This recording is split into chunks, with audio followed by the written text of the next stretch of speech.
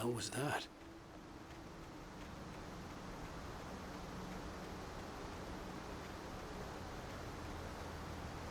When I saw the river below, something uncoiled itself inside my head.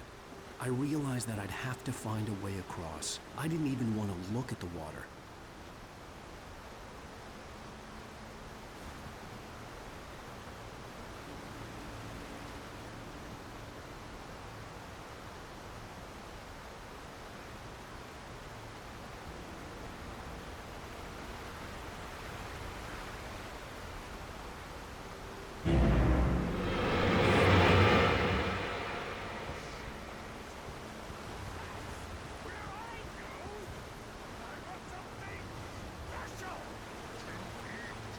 Stucky was still out there, in the dark, stalking me.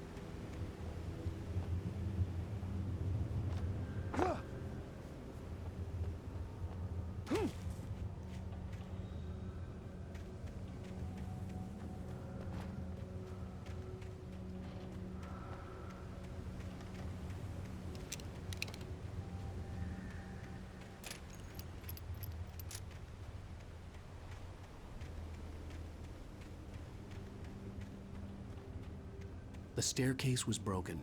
I had to make my way up some other way.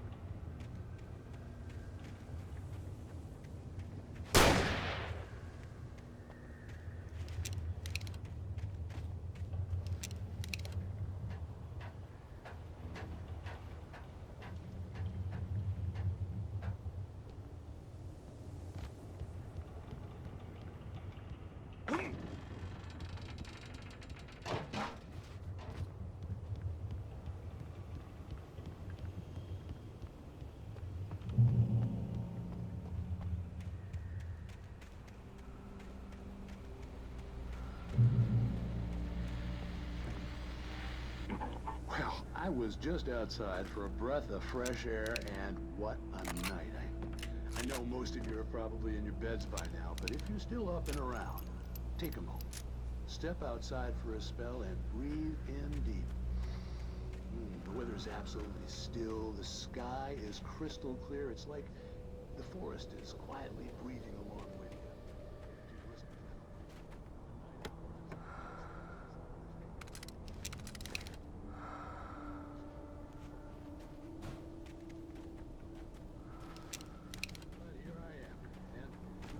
Company all night long if I weren't. It looks like I'm not the only one staying up late. Caller, you're on the air.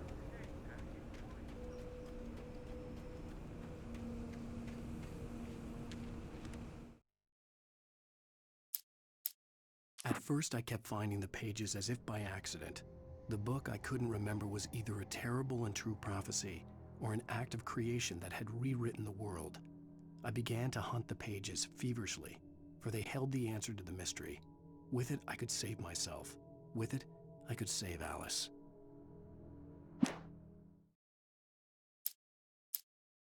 I heard them before I saw them, swooping down from the sky and screeching as they came. I spun around just as the cloud was upon me. For an instant, I stared into 100 dead eyes, black pearls glittering in the darkness. I raised the flashlight and the swarm exploded like fireworks. Feathers burned, turned into ash. I couldn't hear my scream above theirs.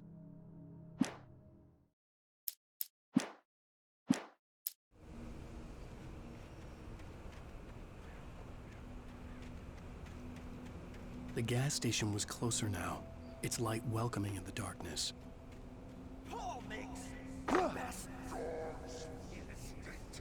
Belly Burster is the best with no contact.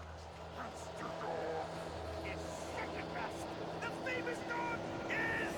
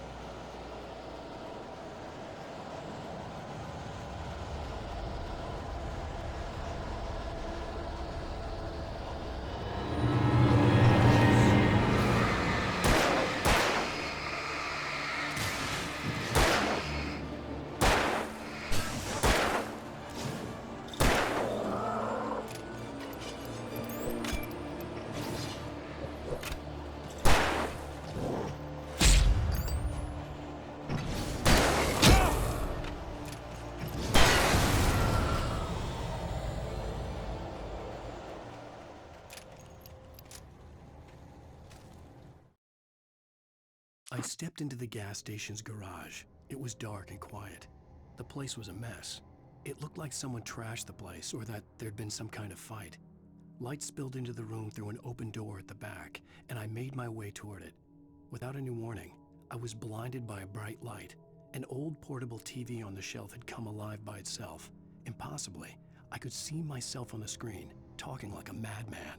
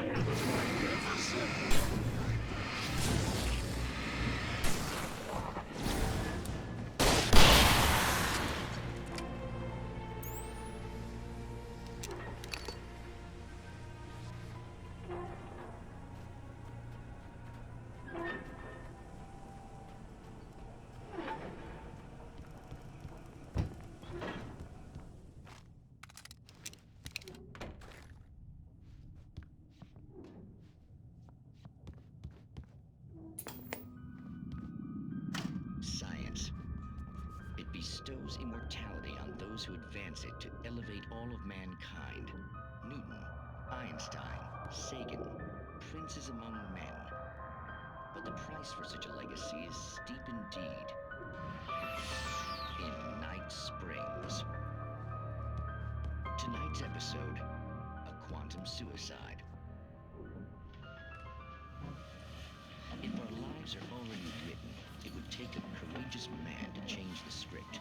Having called a press conference, Dr. Barclay Colvin is about to demonstrate that very courage.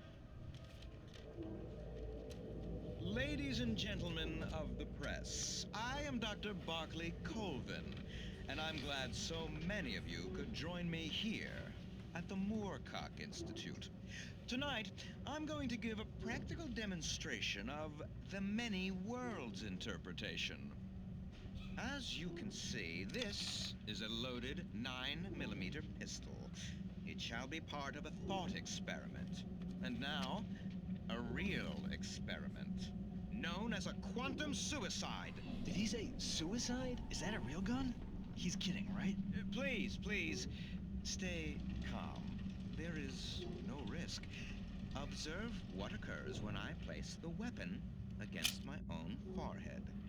Now, you might think this round is merely a dud. Not so. Observe the flower pot. And yet, I myself cannot be harmed with this gun. With each pull of the trigger, two new realities branch off. One in which the weapon didn't fire, and one where it did. With my machine here, I have ensured that this reality is always the former. I have bestowed upon myself quantum immortality. Under no circumstances can this gun kill me. So wait. What you're saying is that every time you pull the trigger, in another reality, you die? Yes, of course, but that's completely trivial. There's an infinite number of things that could happen at any moment, and they always do happen somewhere. The point is, this one thing did not happen here. You're insane, Colvin. Insane? Insane? Hey, was this thing supposed to be plugged in? I stumbled on it. You fools! Gaze upon quantum immortality.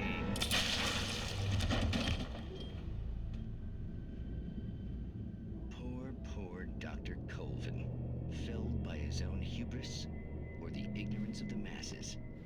Perhaps he should have left the crate unopened, the decaying atom unobserved. Curiosity often kills the cat. In Night Spring.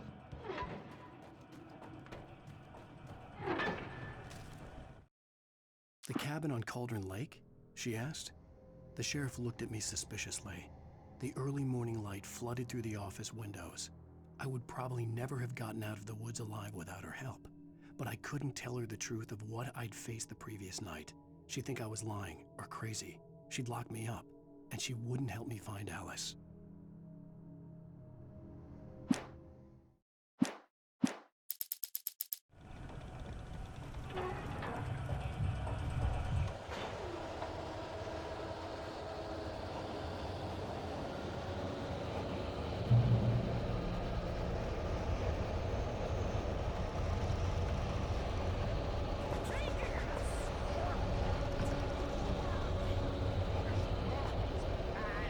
Simple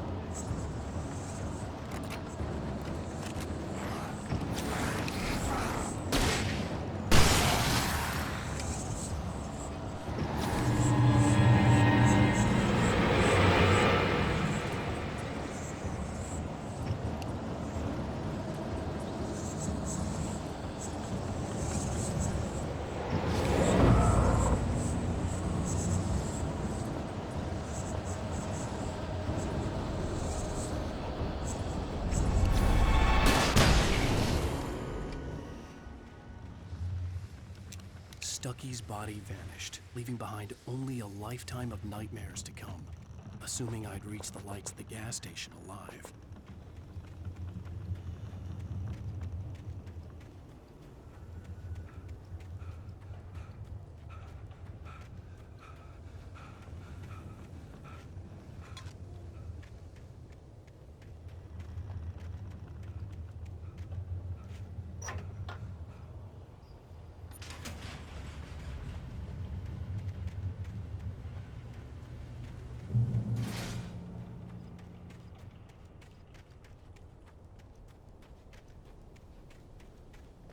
I recognized the parade float I had seen in Bright Falls when I first arrived with Alice.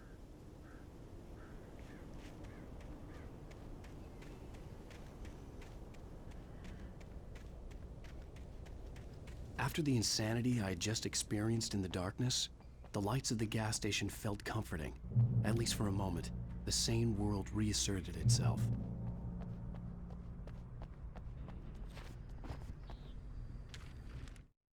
Stucky spat on the garage floor and tried to shake the cobwebs from his head. Ever since the couple never showed to pick up the keys, things had been fuzzy. Something, a feeling caught his attention. Stucky looked up and stared as his brain tried in vain to process the horror before him.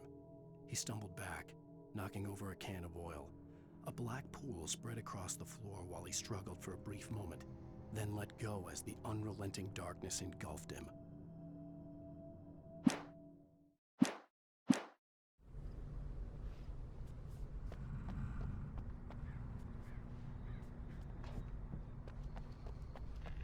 The garage was a mess.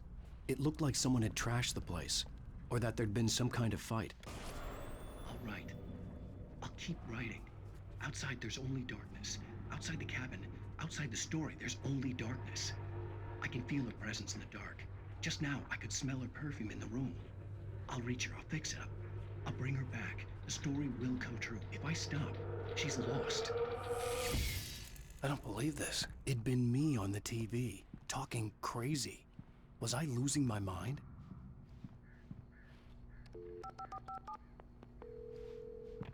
Bright Falls Sheriff Station.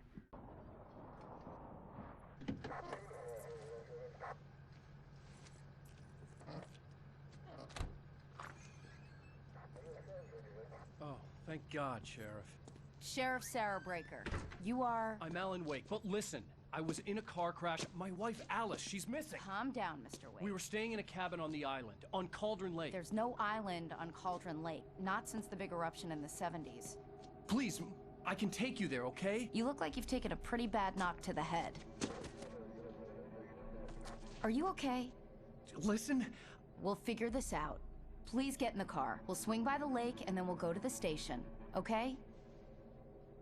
Mr. Wake, have you seen Stucky, the guy who owns this place?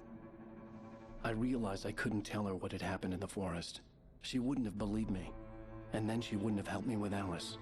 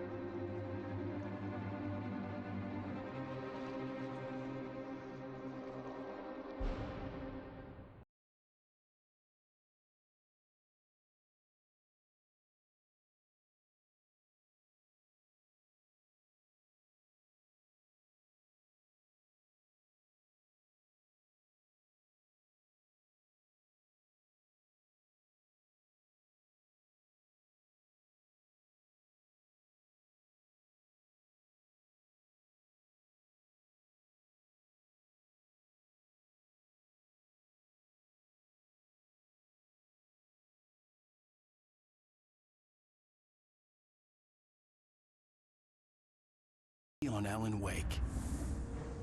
I came to Bright Falls with my wife, Alice. Thank you for coming here with me. I thought maybe you could write here. I don't want to hear it! God damn it, Alice! Now, she's missing. Alice? Alice? broke up behind the wheel of a crashed car. I'm missing a week. I was attacked by shadowy men straight from a nightmare. The sheriff took me to the lake Alice and I had stayed at, but the cabin had disappeared.